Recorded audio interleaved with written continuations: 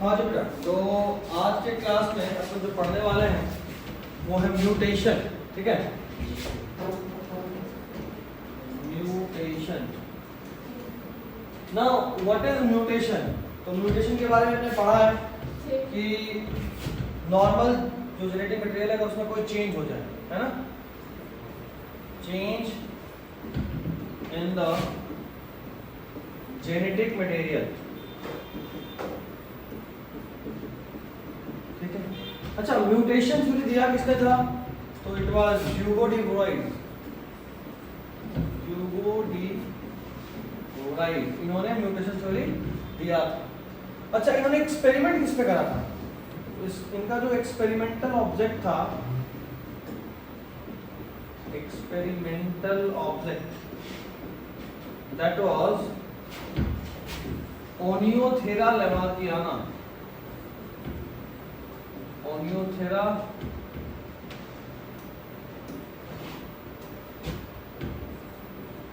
लैमार्कियाना,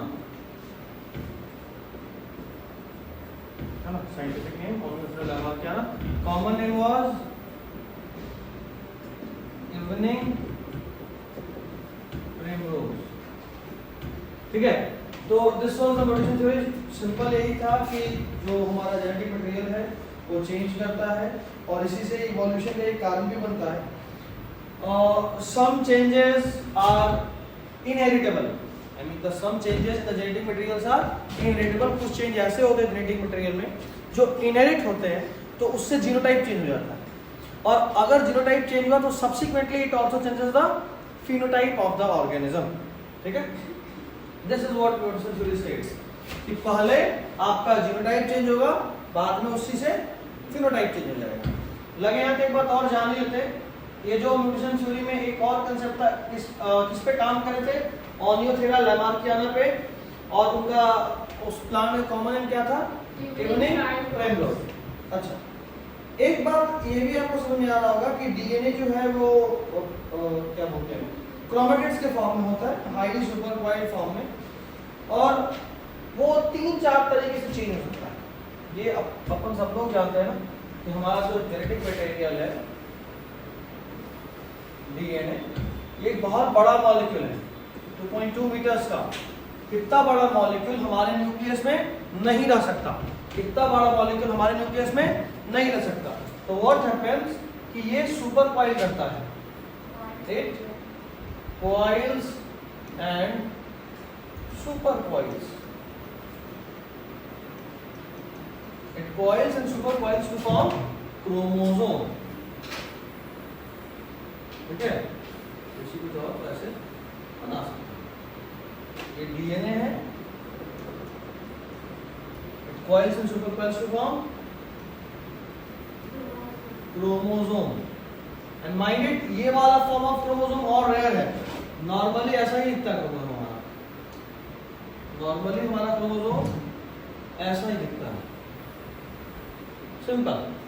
ठीक है, ये वाला क्रोमोसोम सेल डिवीजन के आसपास दिखेगा, ये वाला नॉर्मली हमारा क्रोमोसोम ऐसा दिखता है। लिख देता हूं, नॉर्मली ऐसा दिखता है एंड सेल डिवीजन के आसपास ऐसा दिखता है। ठीक है, now this chromosome can change in many 3 ways. ठीक है, 3 तरह से ये चेंज हो सकता है। पहला है point mutation. Point mutation, point mutation यानी क्या? देखो, अपन सब जानते हैं कि ये अगर हमारा डीएनए है,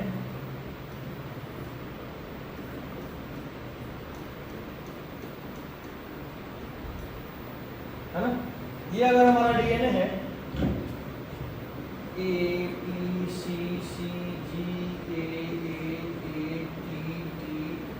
सी सी, ऐसा मान लो कोई कोडिंग फॉर्मूला लिखा है। अच्छा, यहाँ ए है तो यहाँ क्या मिलेगा? टी, टी है तो ए, सी है तो जी। याद रखना, पूरे डीएनए में सिर्फ 4 ही बेस होता है, nitrogen base, 4 nitrogen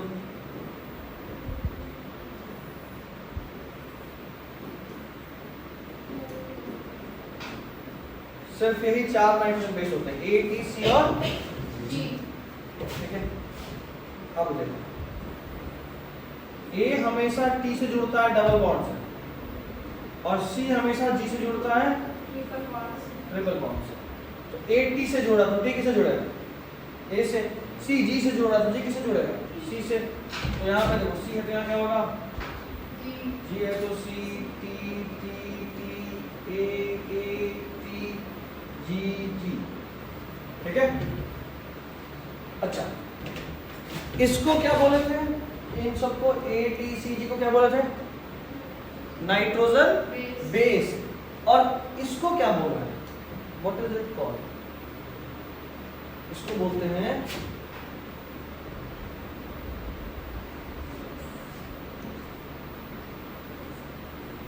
what is it called?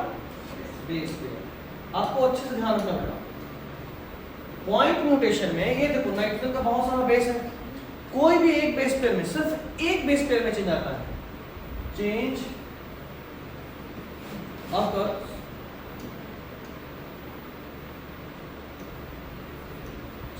occurs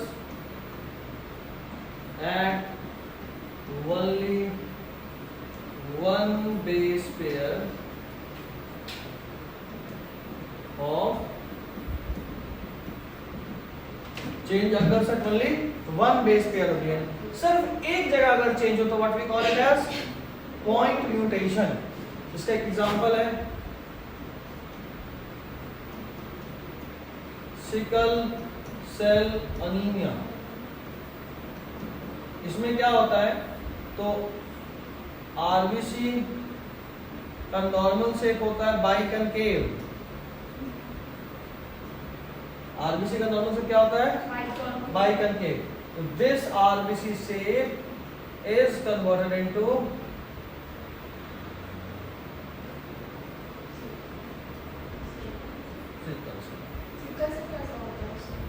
कुछ ऐसा।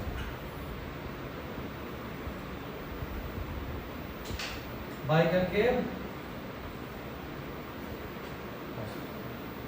ठीक है। ये ऐसा में सॉलिड तो उभरा हुआ है, जो पूरा गोल है और एक तरफ उभरा हुआ है, that is what we call as biconcave versus sickle cell, ठीक है। नाउ द पॉइंट इज, जैसे मान लो किसी भी वजह से यहाँ पे G बदल के A हो गया, तो जाहिर सा बात है यहाँ पे भी C बदल के क्या हो जाएगा? तो बाकी सब सेम है, सिर्फ एक जगह पे चेंज इज कॉल्ड कोई दिक्कत? म्यूटेशन का कारण होता है म्यूटाजेन। क्या होता है? म्यूटाजेन। अभी अपन आगे पढ़ेंगे, जस्ट एक पढ़ लिए, 2 और टाइप पढ़ने के बाद बताऊंगा म्यूटाजेन क्या होता है। Mutagen are the substances which induce mutation. Mutagen are the substances which induce mutation. वैसे चीज जो म्यूटेशन कराएं उसको क्या बोलते हैं? म्यूटाजेन। तो डीएनए में जैसे मान लो यूवी आया, इस डीएनए के इस वाले स्ट्रक्चर को तोड़ दिया, यूवी रे, ठीक है। तो इस तरह से यूवी यानी अल्ट्रावायलेट। तो ऐसे सच बहुत सारे म्यूटाजेन्स होते हैं, जैसे टोबैको कॉजेस कैंसर। टोबैको क्या है? कार्सिनोजन, कैंसर कॉजिंग सब्सटेंस, ठीक है। तो उसी तरीके से इस तरह से होता है, जो म्यूटेशन का है वो म्यूटाजेन। खैर, एक क्या था ये? Point mutation. Now let's begin with दूसरा, इसको ऊपर बोलेंगे क्रोमोसोमल एबरेशन।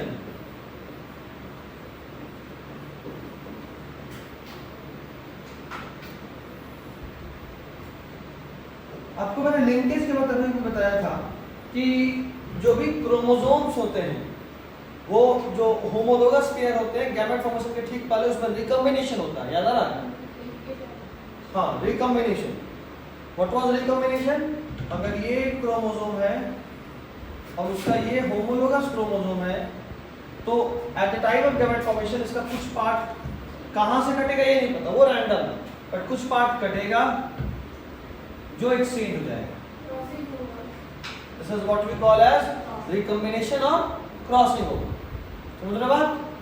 चलो, क्रोमोसोमल एबरेशन में क्या होता है? एक्चुअली इट इज लॉस और गेन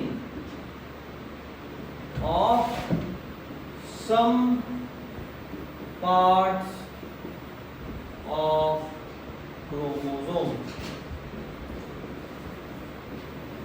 किसी भी क्रोमोसोम का कुछ पार्ट का या तो लॉस हो रहा हो या फिर गेन हो रहा हो, this is what we call as chromosomal aberration. For example this is our chromosome,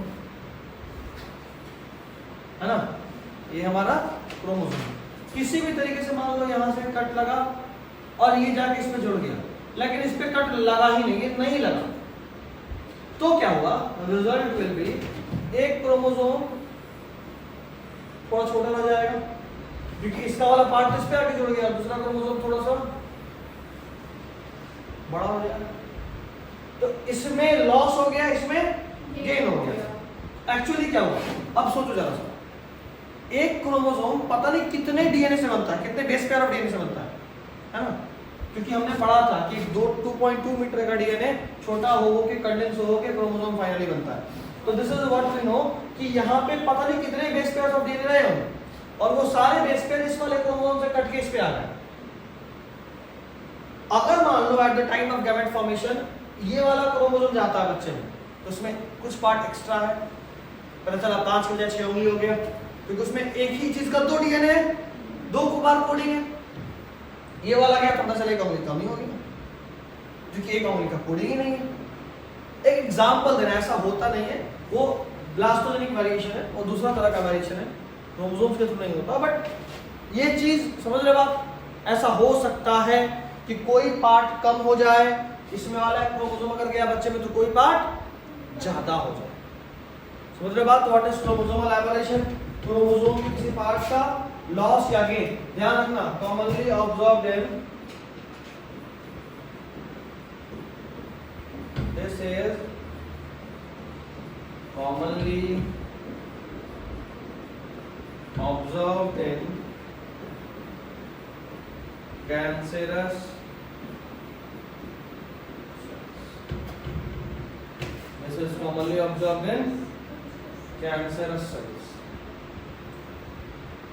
है यहाँ तक से कोई दिक्कत बताइए, क्या कैंसर, जिस सेल में कैंसर होता है उसमें नॉर्मली इसे देखने को मिलता है कि वहां कुछ क्रोमोसोमल एबरेशन हुआ है, ठीक है। जो भी हमारे सेल्स कैंसरस हो जाते हैं उनमें अक्सर ये क्रोमोसोमल एबरेशन देखने को मिलता है। कोई दिक्कत, जन्म लेने के बाद हुई, हाँ लगातार भी तो सेल्स डिवाइड हो रहे हैं, तो उनमें तो एक प्रॉब्लम हो सकता है, डिवीजन के वक्त हो ही सकती है ये चीज, नहीं ठीक है, बाय बर्थ भी हो सकता है, अगर जाइगोट या स्पर्म सेल में ऐसा हो गया, एक में ऐसा हो गया, बट बाद में भी तो सेल्स डिवाइड कर रहे हैं, वहां भी तो ये चीज हो सकता है। अभी तक में कोई दिक्कत। Now we have to the third part, that is called frame shift mutation.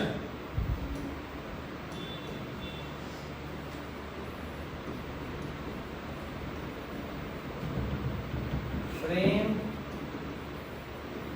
Shift mutation,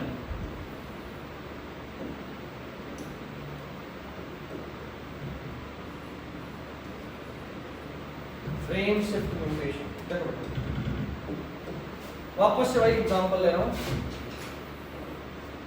ये हमारा डीएनए है, इस बार इसके कोडिंग को आप कंप्लीट करोगे, बोल तो मैं रहा हूं, लिख मैं देता हूं, this is A C C G G G G G T A T T T. यहाँ क्या होगा, यहाँ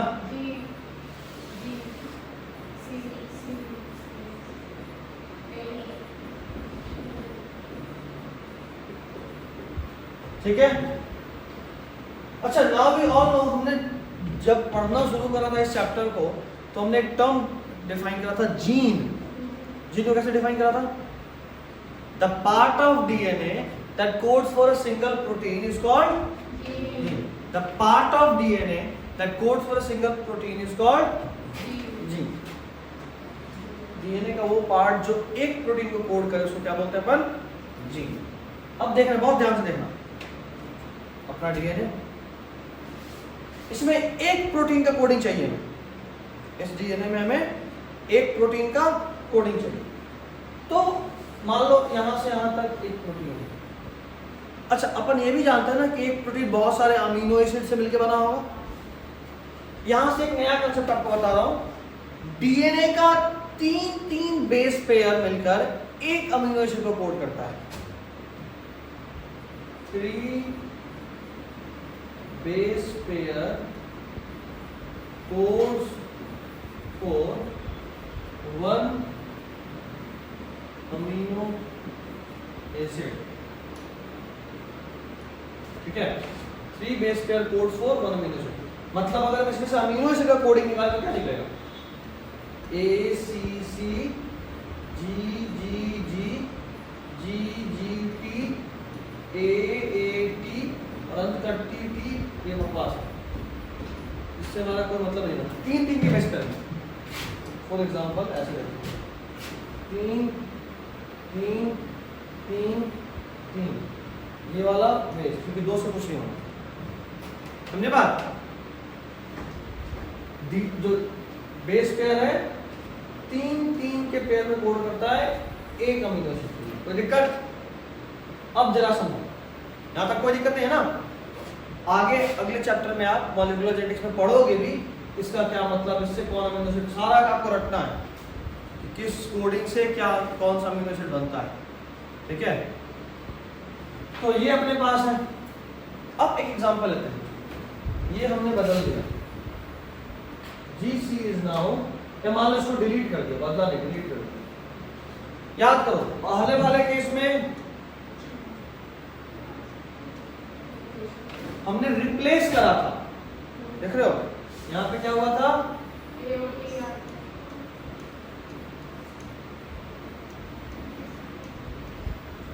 रिप्लेसमेंट, है ना? यहां क्या हुआ है? एक पूरा क्रोमोसोम का सेगमेंट ही डिलीट हुआ है या ऐड हुआ है, यही हुआ है ना? और इस वाले में हमने एक बेस पेयर को डिलीट कराया है या गेन कराया है। देखना ये होता कब है? occurs when there is loss or gain, when there is loss or gain of, occurs when there is loss or gain of one or more base pair. पर मतलब 3 नहीं होना चाहिए, 3 होगा तो फिर कोई फर्क नहीं पड़ेगा। होता क्या देखो, अगर मान लो हमने यहाँ दूसरे वाले में से जीसी को गायब कर दिया तो अब नया कोडिंग क्या होगा? देखो न्यू कोडिंग, ये और ये, देखो क्या होगा? टी जी सॉरी लिखेंगे तो 10 है ना,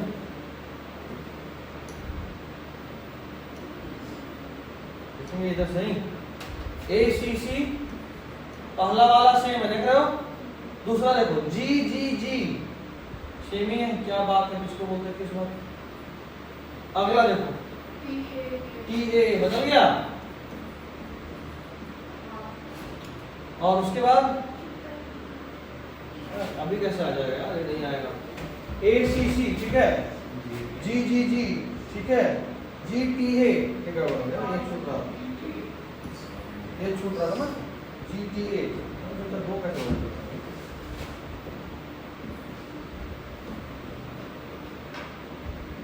GTA इधर से देखिए, ACC यहाँ तक, GGG यहाँ तक, GTA यहाँ तक और ATT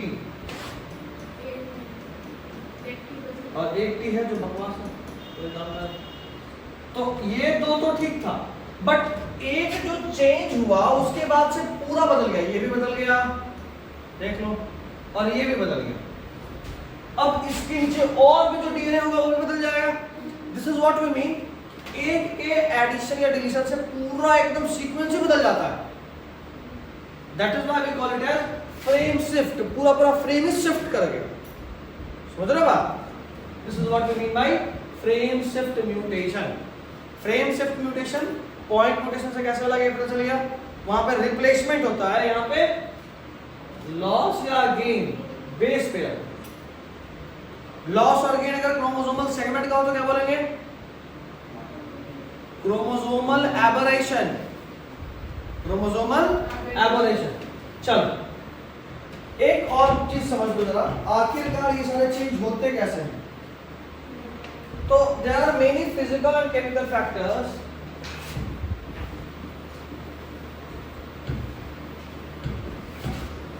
there are many physical and chemical factors that induce the change in the genetic material.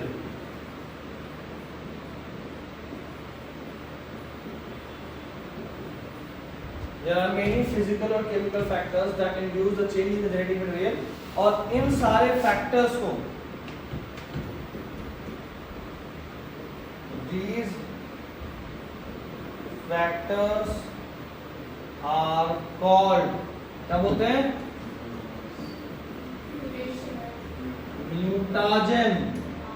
जो म्यूटेशन कराए उसको क्या बोलेंगे? म्यूटाजेन। चलिए so this was all about अच्छा एग्जांपल भी देख रहे हो ना, एक एग्जांपल लिख लेते हैं ना, यूवी रे यही रख लेते हैं, बाकी तो बहुत सारा है। So this was all about mutation. In the next topic will begin with Mendelian disorders. Okay